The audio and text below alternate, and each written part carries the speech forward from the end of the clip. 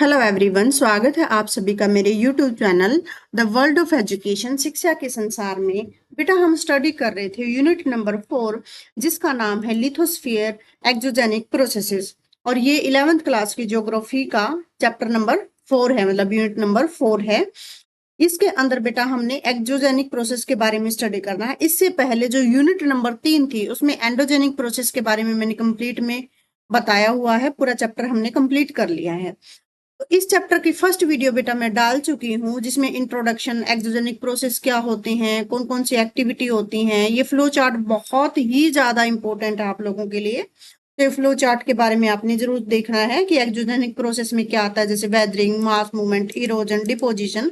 तो ये सारी चीजें हमने पढ़ी थी। बेटा आज हम स्टडी करेंगे रिवर के बारे में। रिवर भी क्या है बेटा, एक एजेंट है जो रॉक की वेदरिंग में हेल्प करता है। तो ये जो अभी मैं आपको दिखा रही हूँ, ये सारी चीजें हमने स्टडी कर ली है। तो इससे पहले का लेक्चर एक बार आप सुन लेना, ताकि आपको आगे इजी रहे कंटिन्यूएशन करने में। तो ग्रेडेशनल एजेंट में आज हम बात करेंगे रिवर की। तो रिवर क्या कहती है? रिवर के अंदर जो ग्रेडेशनल एजेंट है पानी है, ठीक है। ये क्या कह रहा है? The stream have a huge capacity to erode rock over which they flow. अच्छा बेटा, आप एक बात बताओ मुझे, आपने कभी सूखी नदी देखी हो पहाड़ी एरिया में, तो आपको बहुत बड़े बोल्डर्स, बहुत बड़े रॉक पत्थर मिलेंगे, और वो गोल आकृति में होंगे। उससे छोटे छोटे भी मिलेंगे, बहुत ही सुंदर सुंदर राउंड पेबल्स आपको मिलेंगे। बेटा आप देखो कि पूरा एक टुकड़ा होगा, वो रफ एंड टफ टुकड़ा होगा, इरेगुलर शेप का होगा, लेकिन जैसे जैसे नदी का जो पानी है पत्थरों के साथ टकराता है, तो धीरे धीरे वो रॉक बेटा बहुत ही अच्छी राउंड शेप में कन्वर्ट हो जाती है। हालांकि उनमें बहुत टाइम लगता है, इतना इजी नहीं है, ठीक है। लेकिन आप कहते हैं ना, एक कहावत सुनी होगी, रसरी आवत जावत ते सिल पे पड़े निशान, है ना। मतलब कि एक रस्सी भी पत्थर पे निशान डाल लेती है। तो इसी तरह रिवर का जो पानी है बेटा, वो पत्थरों को, उनकी पत्थरों की शेप चेंज कर देता है। और वो कैसे होता है, ये सारी चीजें हम देखेंगे, ठीक है।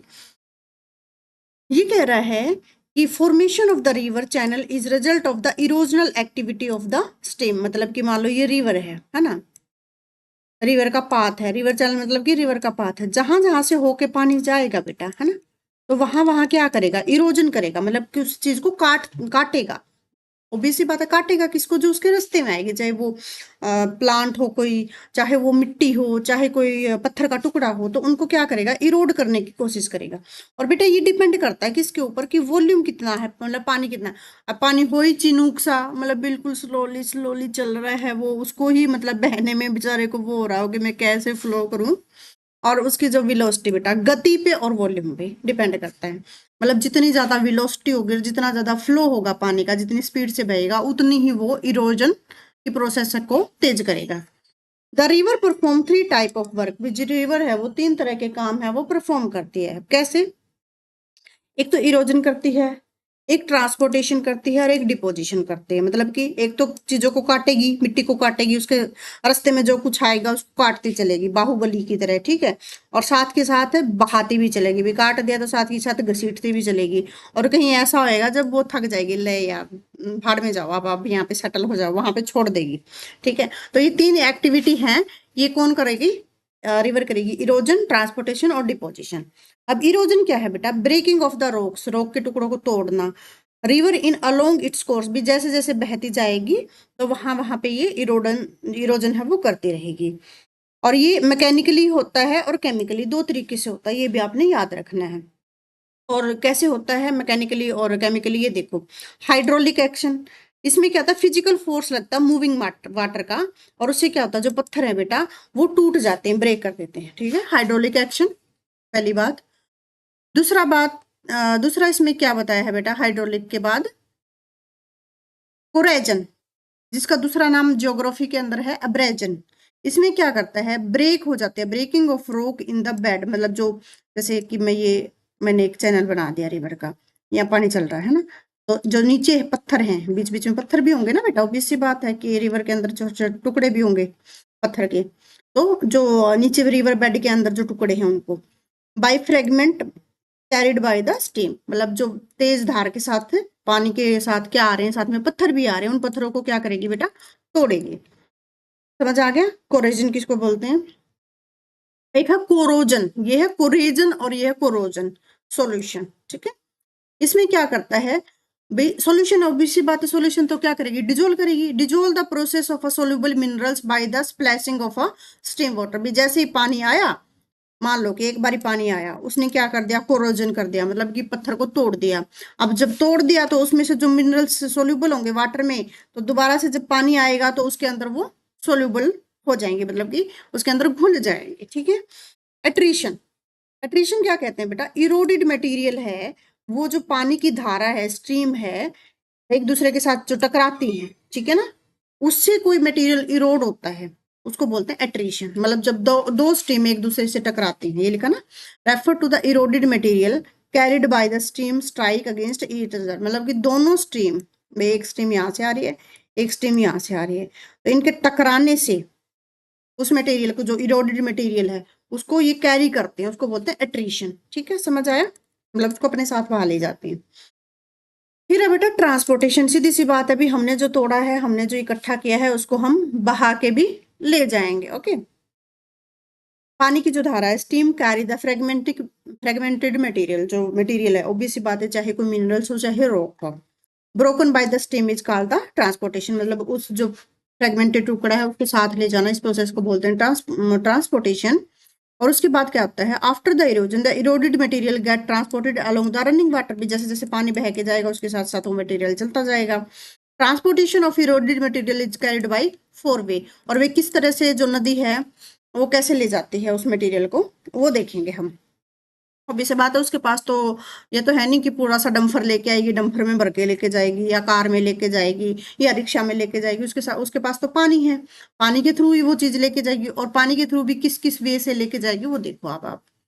ट्रैकेशन, ट्रैकेशन क्या है बेटा, हैवियर और लार्जर जो रॉक फ्रेगमेंट है, जैसे ग्रेवल्स है, पेबल्स है, मतलब थोड़े थोड़े जो बड़े बड़े पत्थर हैं, post by the flow of river to roll against it bed. जैसे पानी, देखो आपने कभी अगर नदियों की आवाज सुनी होगी, पहाड़ी एरिया में जोर जोर से नदियों के पानी की आवाज आएगी बेटा, बहुत जोर से आती है। मैं जब पहाड़ी एरिया में आप जाओगे आप तो देखो, तो पानी बहता चलता है, तो उसके साथ साथ वो पत्थर का टुकड़ा बेटा रोल होते हुए चलता है नीचे धरती, मतलब नीचे कह रही हूँ, ये जो क्या कहते हैं बेस के अंदर, चाहे ये पूरी रिवर है, रिवर का ये जो बेस है, तो अलोंग द वाटर पानी के साथ साथ वो चीजें पेबल्स वगैरह चलती रहती हैं। These fragments can be seen rolling, भाई वो रोल होके घूम घूम घूम घूम के चलेंगी, या स्लीपिंग, ऐसे स्लिप होती हुई चलेंगी, या ऐसे बम्प उछल करती हुई चलेंगी, या उसको वो घसीटते हुए भी, कैसे भी चलो। जैसे आप किसी चीज को खींचते हैं बेटा, ट्रैक मतलब ट्रैकिंग करना, उसको चाहे आप उसको ऐसे रोल करते हुए लेके चले, चाहे उसको घसीटते हुए लेके चले, चाहे उसको उछालते हुए लेके चले, या उसको खींच के लेके चले, तो ये प्रोसेस है ट्रैकेटेशन में।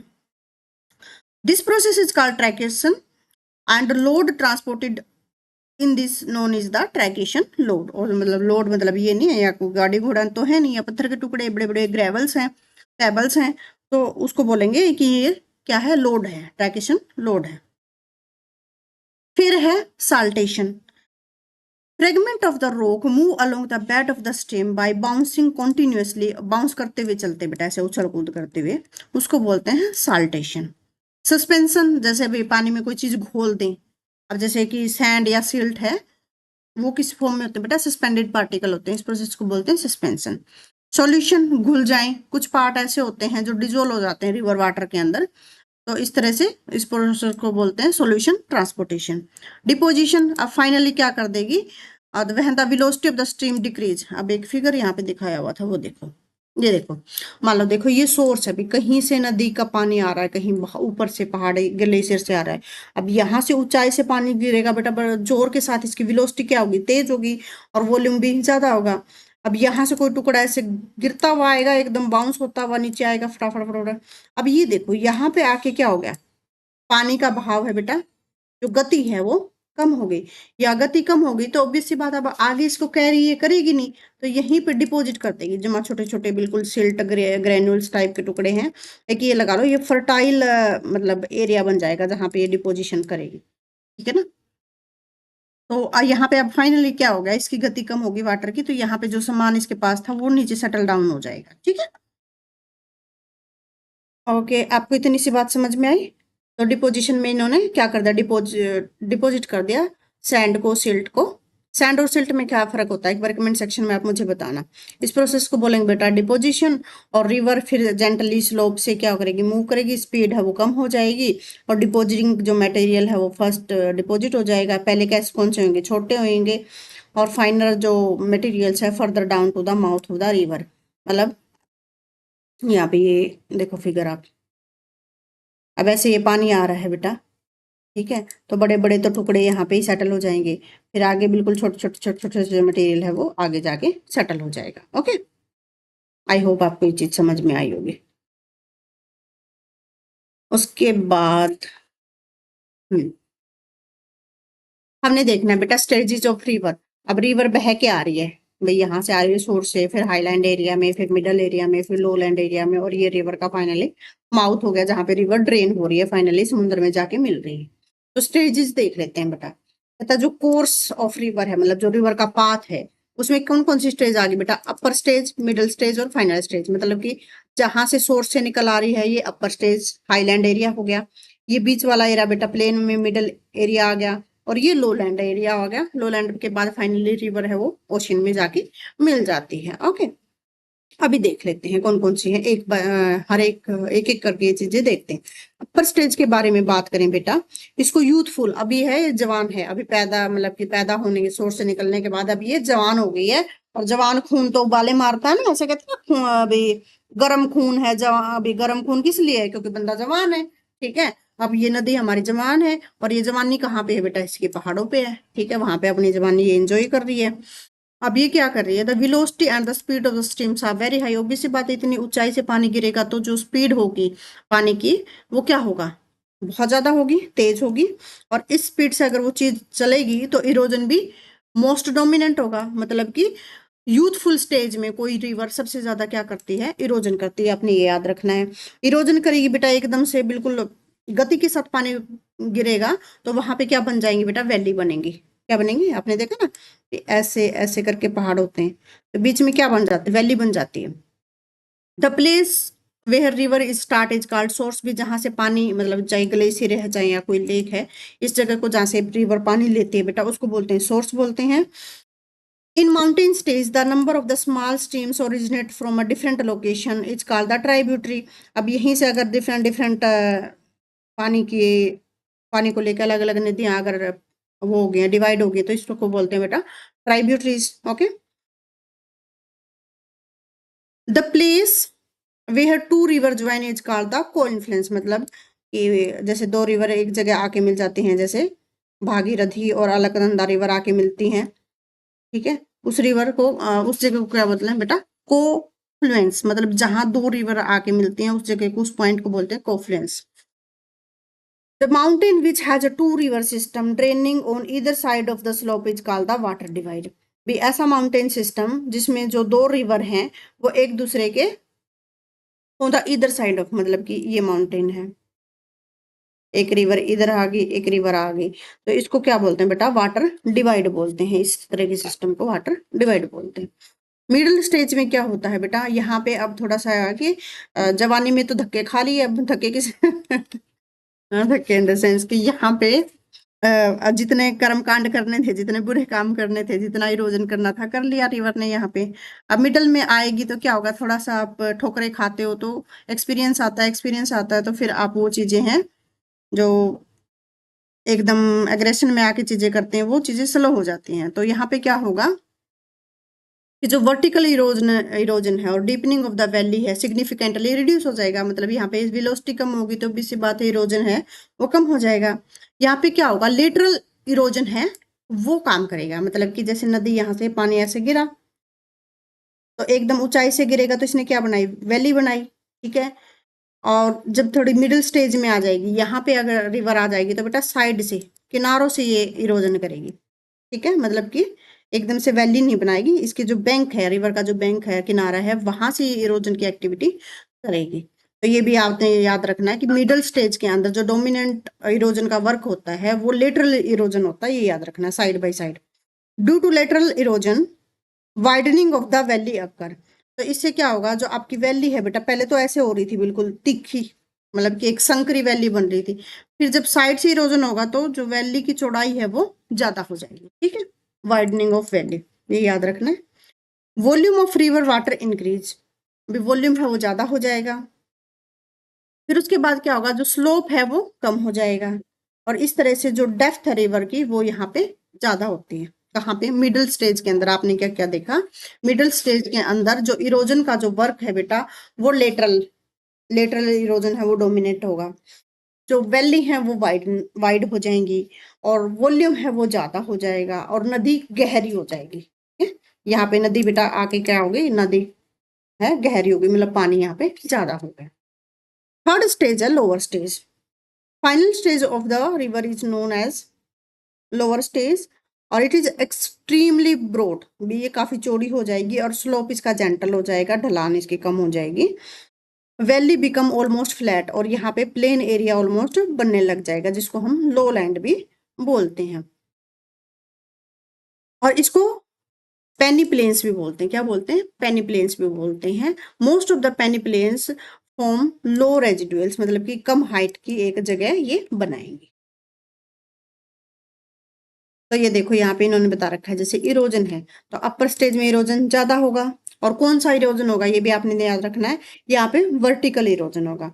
मिडल स्टेज में इरोजन लेटरल होगा, और लोअर स्टेज में बताओ कौन सा इरोजन होगा। इसी तरह से ग्रेडियंट है, डेप्थ है, विलोसिटी है, विड्थ है, ये आप हमने बताना है। जैसे हमने विलोसिटी की बात करी तो यहाँ विलोसिटी बहुत ही ज्यादा हाई है, यहाँ पे ठीक है, यहाँ पे जम्मा ही कम है। ठीक है, डेप्थ की अगर बात करें तो मिडल में रिवर आपको पता है कि बहुत ज्यादा गहराई है पानी की, यहाँ पे गहराई कम रह जाएगी। यहाँ पे वैली कम संकरी है, सॉरी ज्यादा संकरी है, और मिडिल स्टेज के अंदर जो वैली है वो वाइड हो जाएंगी। तो इस तरह से आपने ये चीजें लर्न करनी है। ये चार्ट है आपके लिए बहुत इंपॉर्टेंट है। आप बताओ, मैंने तीनों चीजें आपको बता दी, अपर स्टेज, लोअर स्टेज और मिडिल स्टेज। इन चीजों को देखते हुए इसको आपने फिल करना है इस टेबल को। ओके, अभी ये कह रहा है कि जो पेनी प्लेन्स है वो लो रेजिडुअल हिल्स होती हैं with a steep slope which is called the मोन रॉक। इनको क्या बोलते हैं, कुछ गलत तो नहीं बरवारी में आपको, रेजिडुअल, ठीक है। इनको मोन रॉक्स भी बोला जाता है। जो मेन वर्क होता है रिवर का इन दिस स्टेज पे वो क्या होता है, डिपोजिशन होता है। यहाँ पे जो अल्टीमेटली वो पीछे से बहा के लेके आई है जो जो चीजें, सेल्ट हो चाहे पेबल हो चाहे छोटे छोटे सैंड हो, सैंड ग्रेन्स हो, वहां पे आके डिपोजिट कर देगी, कहाँ पे, माउथ पे आके। When the main river split into many small rivers, they are called the distributaries। मतलब अब क्या होगा देखो, ट्राइब्यूटरी और डिस्ट्रीब्यूटरी में आपको डिफरेंस पता होना चाहिए। ट्राइब्यूटरी होती है सहायक नदी, मतलब सहायक है तो ऑब्वियस सी बात है कि आपकी चीज में कुछ ऐड ऑन कर रही है। मतलब ट्राइब्यूटरी क्या करेंगी, आपके पानी के अंदर और पानी लेके आएंगी, उसको बोलेंगे ट्राइब्यूटरी। और डिस्ट्रीब्यूटरी जैसे नाम से पता लग रहा है कि आपसे पानी वो लेके जाएंगी। ठीक है, मतलब कि आपका मतलब यहाँ पे मैं रिवर की बात कर रही हूँ। ठीक है, तो रिवर से जहाँ पे अगर चैनल डिवाइड हो गया, अगर वो पानी कहीं और लेके जा रही है तो उसको बोलेंगे डिस्ट्रीब्यूटरी। अगर इसी रिवर में मैं ये और चैनल जोड़ दूं और यहाँ पे पानी ये ऐड कर रही है तो उसको बोलेंगे ट्राइब्यूटरी। तो ट्राइब्यूटरीज और डिस्ट्रीब्यूटरीज में आपको डिफरेंस पता होना चाहिए। भी ये रिवर है, ठीक है, यहाँ पे एक और ट्राइब्यूटरी ऐड हो गई है, ये कंटिन्यूस चल रही है अपनी। तो यहाँ पे पानी है, यहाँ से भी आ गया और इस ट्राइब्यूटरी से भी आ गया, तो पानी ज्यादा हो गया, वॉल्यूम आपका बढ़ गया। अब इसी नदी से मैं अलग अलग डिस्ट्रीब्यूटरी निकाल दूं कि ये पानी कहीं और लेके जाएंगे। ठीक है, तो यहाँ पानी कम हो जाएगा। The place where the river end is called mouth of a river, और ये कोई सी कोस्ट होता है और कोई लेक भी हो सकती है। अब जो लैंडफॉर्म बनते हैं इरोजनल वर्क ऑफ रिवर से वो भी हम देख लेते हैं। तो जो सिग्निफिकेंट लैंडफॉर्म है जो रिवर के इरोजन से बनता है, वो गोर्ज बनता है, कोई कैनियन बनेगा, कोई वी शेप वैली बनेगी, कोई वाटरफॉल, कोई पोर्ट होल, और कोई रिवर टेरेस बन गया, या कोई मीएंडरिंग करके चलेगी, अब ऐसे ऐसे घूमती हुई लहराती हुई बल खाती हुई चलेगी। तो यहाँ से इस प्रोसेस को बोलते हैं मीएंडरिंग। और यहीं से कोई लेक हो जाएगी अलग, ऑक्सबो लेक उसको बोलते हैं। ऑक्सबो क्यों बोलते हैं, बैल के पाँव जैसी लेक है एक, वो अलग हो जाएगी, उसको बोलते हैं ऑक्सबो लेक। ओके, जैसे बैल के पाँव की शेप होती है इसलिए इसको ऑक्सबो लेक बोलते हैं, या पेनी प्लेन्स बना देंगे। अब ये देखो, ये है गोर्ज। ठीक है, मतलब ऊपर से तो आपको क्या दिख रहा है, ये चौड़ा दिख रहा है, और नीचे आते आते क्या हो गया, इसकी जो ये संकरा हो गया काफी, देखो ये रास्ता काफी संकरा हो गया है ना। गोर्ज कब बनते हैं? Form due to active down cutting of the valleys, भी वैलीज की कटिंग हो गई, ठीक है, और एक्टिवली हो रही है वो। कैसे? पूरी तेजी से पानी गिरने की वजह से सॉफ्ट रॉक है वो टूट गई। So gorge is a narrow deep river valley which has a steep slope. आपको दिख रहा है स्लोप कैसा है? स्टीप है, और डीप भी है और ये नैरो भी है, ठीक है। कैनियंस क्या होते हैं? Are extended form of the gorges. ये थोड़े से इसके एक्सटेंडेड फॉर्म है। एक्सटेंडेड फॉर्म होंगे तो क्या होंगे?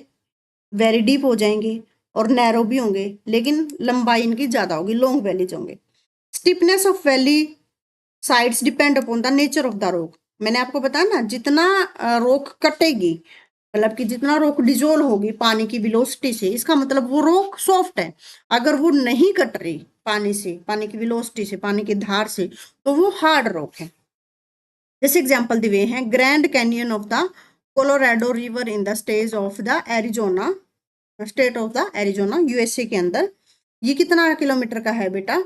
482.8 किलोमीटर, और डेप्थ है इसकी 2088.3 मीटर। लार्जेस्ट कैनियन है वर्ल्ड के अंदर। Canyon of the Gandikota is situated कहाँ पे? पेन्नार रिवर, आंध्र प्रदेश में। ये इसको क्या बोलते हैं? Is known as the Grand Canyon of India. अगर हमारे यहाँ पूछा जाए इंडिया के अंदर, तो को गैंडीकोटा कैनियन है, जो कौन बनाती है? पेन्नार रिवर बनाती है। और वर्ल्ड का सबसे लार्जेस्ट पूछा जाए तो बेटा grand Canyon of the Colorado river, USA के अंदर। और स्टेट अगर पूछ ले तो एरिजोना। ओके, फिर बनाते हैं वी शेप वैली। कहता जो वैली है made by the river are the erosional landform. Valley are formed in the youthful stage, जो हमने ऊपर पढ़ा। और किसकी वजह से हो रही है? इरोजन की वजह से हो रही है। किसकी वजह से? Deep slope of a large volume of water, भी पानी की गति तेज है, पानी ज्यादा भी है। The river cut it's bed vertically, हमने पढ़ा था कि भी कैसा इरोजन करेगा? वर्टिकल इरोजन करेगा, तो एक नैरो और डीप रिवर वैली बन जाएगी। इसको वी शेप वैली भी बोलते हैं, ठीक है। इसी तरह की गोर्ज और वैली लगभग सिमिलर से आपको मिलेंगे। रैपिड्स और वाटरफॉल्स, जैसे आपने कभी अगर रिवर राफ्टिंग करी होगी ना, आपकी बोट ऐसे उछलती हुई जाती है ना, कई जगह उछलती होती है, बाउंस करते हैं, तो वो किसकी वजह से करती है? और वहां नीचे क्या होता है? बड़ा सा रिवर बेड के अंदर बड़ा सा कोई पत्थर का टुकड़ा होगा, उससे वाटर एकदम से ऐसे जंप करके जाएगा, तो आपकी बोट भी ऐसे जंप करके जाती है, ठीक है ना। Rapids are the stream section of extremely long strong currents, numerous obstacle। जैसे मैंने obstacle क्या होगा बेटा? नदी के अंदर, वहां पहाड़ों के अंदर क्या होंगे? पत्थर के टुकड़े होंगे ना, बड़े बड़े बोल्डर्स होंगे, और जिससे पानी की धारा ऐसे उछल उछल के जा रही, तो आपकी बोट भी ऐसे उछल उछल के जाएगी। Water is a vertical drop in a stream, और वाटर वर्टिकली इस पे फ्लो करता है। Both waterfall and rapids are formed by vigorous erosion, और इससे क्या होता है कि जो वाटरफॉल बनते हैं और रैपिड्स हैं, वो बेटा बहुत ज्यादा स्ट्रोंग इरोजन से बनते हैं, मतलब एकदम से स्टीप एक्ट करता है। मान लो कि कोई पत्थर का टुकड़ा, ऊपर से पानी एकदम से vertically full attack, full energy के साथ यहाँ पे पानी अटैक करेगा। Series of waterfall in river is called the cascade, और इस तरह के बहुत सारे वाटरफॉल की सीरीज आपको दिख जाए तो इसको बोलते हैं कैस्केड। फिर आता है प्लंज पूल। अच्छा, आपने कभी देखा है, जैसे मान लो ऊपर से पानी गिर रहा है, यहाँ बना, ऊपर से पानी गिर रहा है कहीं पहाड़ से, और जैसे मसूरी के अंदर वो केम्प्टी वाटरफॉल नहीं है, तो यहाँ पे पानी एक जगह से ऐसे घूमता रहता है, जिसे नीचे धरती में जहाँ पे गिरता है फाइनली, तो उसको बोलते हैं बेटा प्लंज पूल। और वहां पे कई बार वो बहुत गहरा भी होता है, वहां पे बच्चे डूब भी जाते हैं। प्लंज पूल है deep depression in the stream. OBC बात में एकदम से पानी गिरेगा यहाँ पे, तो खड्डा बन जाएगा, एक गड्ढा बन जाएगा, खड्डा बोल लो, गड्ढा बोलो, जो भी आपको सुटेबल लगे, ठीक है। और यह ये इतना डीप हो जाए क्योंकि कॉन्टिन्यूस इरोजन हो रहा है, और पानी ऐसे ऐसे ऐसे घुमाओ सर्कल में यहाँ पे गिरता रहता है। यहाँ पे कहाँ पे है ये? Plunge pool is a deep depression in the stream bed, जहाँ पे जाके वो पानी गिरेगा। बेस ऑफ अ वाटरफॉल, मतलब कि ऊंचाई से वाटर गिर रहा है तो ये बेस हो गया, ठीक है। It is created by erosional force of the falling water, ऊपर से पानी गिर रहा है तो इसी वजह से तो ये बन रहा है। बेस ऑफ वाटरफॉल दिया गया, falling at the base of the waterfall. जैसे एंजल फॉल है बेटा, कहाँ पे है? वेनेजुएला में, अर्थ का हाईएस्ट वाटरफॉल है। ये कितनी हाइट से पानी गिर रहा है? 987 मीटर की हाइट से पानी गिर रहा है। ये कैनियन है बेटा, जो हमारी पेन्नार रिवर बनाती है ना, बहुत सुंदर है ना। याद जाना कभी, मुझे तो मतलब कि मैं नहीं गई हूँ अभी, मुझे मौका मिला तो जरूर जाऊंगी। मेरी एक विश है कि मैं पहले अपनी कंट्री को देखूं, सब जगह घूम के आऊं। ठीक है, तो ये देखो, ये लोकेशन है पेन्नार रिवर में, ये हमारा गोर्ज है इंडिया का। ठीक है, गंडीकोटा इन्होंने अपना बता रखा है बेटा, अपना इन द सेंस की तमिलनाडु बोर्ड की बुक है, तो ऑब्वियस सी बात है अपने एरिया की चीजें थोड़ी सी ज्यादा बताएंगे। ठीक है, hidden grand Canyon of India भी बोलते हैं इसको। और यहाँ पे क्वार्ट्स वगैरह, मिनरल्स वगैरह, सेलेटाइट, स्लैगमाटाइट फॉर्मेशंस हैं, केव वगैरह, ये हम सब पढ़ेंगे, ये भी बनते हैं। ठीक है जी। और एम्परर बता रखे हैं, कृष्णा देवराया इस रिवर से पानी यूज करते थे। थोड़ा हिस्ट्री का क्वेश्चन भी यहाँ पे भी आ जाता है। अब बात करते हैं ग्रुप्स की। इसकी बात करेंगे, ग्रुप्स की बात करेंगे। कहते हैं लॉन्ग नैरो डिप्रेशन कहाँ पे बनेंगे? बेस ऑफ द वाटरफॉल्स, जहाँ ओबीसी बात है, जहाँ पानी गिरेगा वहां पे बनेंगे। River run of is called the group, और उस रिवर रन ऑफ को मतलब उस पानी को बोलेंगे groups. Groups are created by water eroding soil from the hill और mountain in a short period of a time. तो शॉर्ट पीरियड ऑफ टाइम में जो इरोजन होता है वो कहलाते हैं यहाँ पे group. Swirling movement of the water is falling in the plunge pose is called the eddying. ये थोड़ा सा वर्ड आप याद रखते हो, जैसे ऐसे पानी ऐसे ऐसे घूम के चलता है ना, स्विलिंग करके चलता है, ऐसे वेव की तरह चलता है। कैसे बताऊं? देखो, हाँ, जैसे आप हम सबके घर में सिंक होता है ना, सिंक जिसमें बर्तन धोते हैं, आप उसको बंद कर दो एक बार के लिए, प्रॉपर बंद कर दो, उसमें पानी इकट्ठा हो जाएगा। फिर जिस चीज से आपने बंद किया है ना, वो चीज निकाल दो, फिर आप देखो कैसे घूमता हुआ, स्क्रॉल करता हुआ पानी अंदर पाइप के अंदर जाता है। तो उस तरह की जो मूवमेंट है ना बेटा, उसको क्या कहते हैं? ईडिंग कहते हैं, ईडिंग, याद रखना। उसके बाद बात करते हैं इंटरलॉकिंग स्पर्स की। इंटरलॉकिंग स्पर्स क्या है? इनको ओवरलैपिंग स्पर भी बोलते हैं।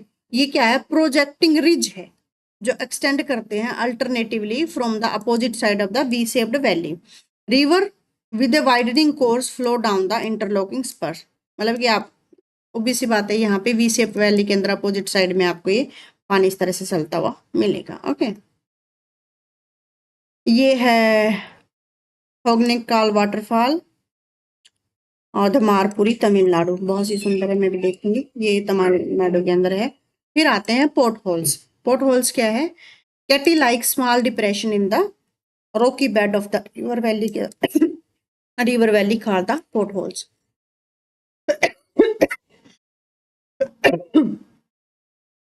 ये छोटे छोटे डिप्रेशन पड़ जाएंगे बेटा, छोटे छोटे गड्ढे से बन जाएंगे, उनको बोलते हैं pot holes. There are always cylindrical in shape, याद रखना है, ऑलवेज शब्द याद रखना है, सिलेंड्रिकल शेप होते हैं। Both holes are generally formed in the coarse grained rock such as the sandstone और ग्रेनाइट की वजह से ये बनते हैं। आप इसको कैसे याद रख सकते हैं? आप ऐसे याद रख सकते हैं, आपने मानसून के में देखा ना,